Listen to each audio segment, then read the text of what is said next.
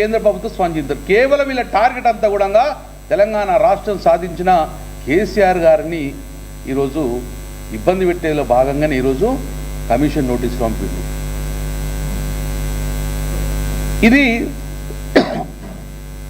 మార్చి 13, 2024లో justice Ghosh commission వేశారు. మీరు సంతోషం. ఏమని చెప్పారు ఆ రోజు? మీరు 100 రోజుల లోపల మీరు ఈ కమిషన్ యొక్క తీర్పు విడుదలవ్వాలి, రిపోర్ట్ ఇవ్వాలి 100 రోజులు అని చెప్పేశారు. మార్చి 13, 2024 ఇచ్చిండ్రు. దాని తర్వాత 100 రోజులు పోయినాయి. జూన్ 29 నాడు మళ్ళీ ఒక్కసారి ఎక్స్టెన్షన్ ఇచ్చిండ్రు. ఆగస్టు 25 నాడు మళ్ళీ ఎక్స్టెన్షన్ ఇచ్చిండ్రు. నవంబర్ 12 నాడు మళ్ళీ ఎక్స్టెన్షన్ ఇచ్చిండ్రు. డిసెంబర్ 21 నాడు 4వసారి ఎక్స్టెన్షన్ ఇచ్చిండ్రు. మళ్ళా 2025 ఫిబ్రవరిలో ఎక్స్టెన్షన్ ఇచ్చిండ్రు. ఏప్రిల్ 29లో ఎక్స్టెన్షన్ ఇచ్చిండ్రు. అంటే సుమారు సంవత్సరం మీద 3 నెలలు ఎక్స్టెన్షన్ ఇస్తూ పోయిండ్రు. చివరిగా ఈ నెల మే 31 తారీఖు లోపల కమిషన్ రిపోర్ట్ ఇస్తాము అని చెప్పేసి ఈ చిట్చాట్లో జస్టిస్ ఘోష్ గారే చెప్పడం జరిగింది. ఇక రాజకీయ నాయకులు పిలిచే అవసరం లేదు.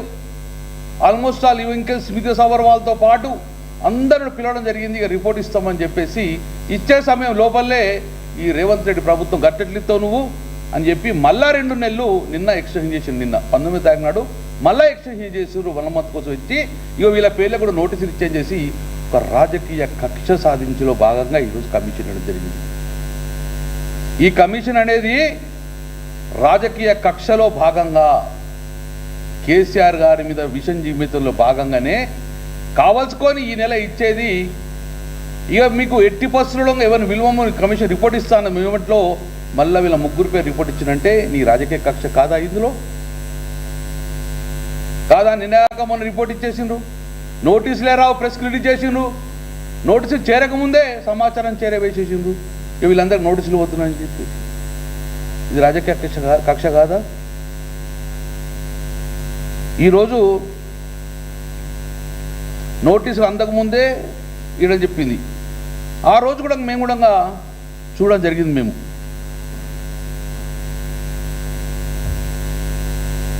85 పిల్లర్లలో మేము కూడా పర్యటించాము. ఆ 3 పిల్లర్లు మాత్రమే కుంగిపోయినాయి. అదే రోజు కూడా మీరు ప్రభుత్వం మొత్తం చేసి కూలిపోయింది, మొత్తం కూలగొడతామన్నారు.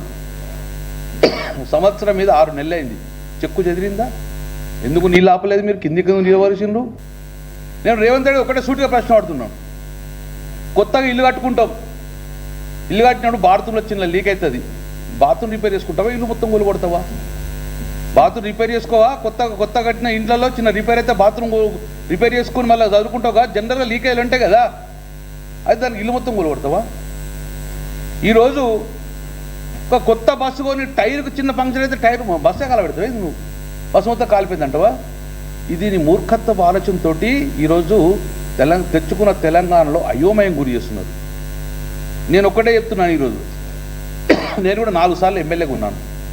తెలంగాణ రాష్ట్రం రాకముందు కాంగ్రెస్ పరిపాలనలో ఉన్నాను నేను ఎమ్మెల్యేగా. 40-50 సంవత్సరాలు అరగోసపడ్డాం. ఇదే కరీంనగర్లలో ఒక ఎకరం పండియాలంటే కూడా ముప్పు తిప్పలు పడే పరిస్థితి చిన్న సగ భూములు ఎడారిగా ఉండే. మీరు తమ్మిడి హెట్టి కాడ ఏదో పూజ చేసి 8 సంవత్సరాలే అక్కడ తట్టె మట్టి తీయలేదు, కనీసం అనుమతులు పొందలేదు. నువ్వు తమ్మిడి హెట్టి గట్ట నువ్వు కట్టితుంటే ఈ కాళేశ్వరం ఎందుకు కడదు? తెలంగాణ ఎడారి ఉన్నదనే కదా కేసీఆర్ ఆలోచన చేసుకొని ఈరోజు కాళేశ్వరం ప్రాజెక్టు కట్టిండ్రు. కాళేశ్వరం ప్రాజెక్టు కట్టినాక మొట్టమొదటిగా కరీంనగర్ జిల్లాలో భూమికి బరువైతే పంట వండి వాస్తవం కాదా?